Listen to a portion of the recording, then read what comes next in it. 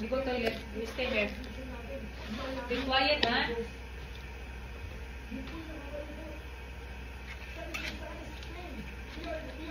We are singing for God, pero ang layo na pala natin sa Diyos. Nagdadala ka ng bisita, pero ang layo mo na pala sa Diyos. That is the saddest thing na pwede mangyari sa isang Kristiyano. Yung malayo mo na pala saan? Sa Diyos na pinag-iingan natin. Sabi niya, we can be against it.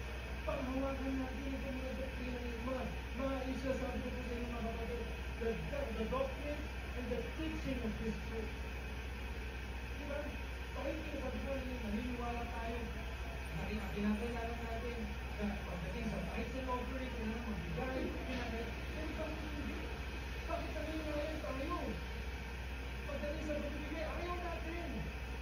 Bakit nagdadala tayo? It's okay. I'm here. I'm here. So you have to use to this one, huh? You have to be quiet. Because we have a long flight.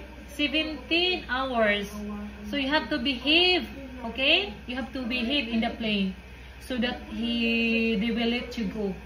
Let you go in the plane. Okay, Hazel? You have to practice. This is the water. Yeah, this is the water. So you have to drink this one. Okay? And then this is the food here.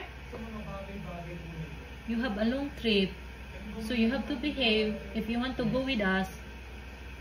Yes, you have to behave. Right? You have to practice that you behave inside and just enjoy the flight and then you have to sleep. Okay? Right? You are a good boy. You are a good boy, right, Hazel? Yeah. Okay, you sleep then.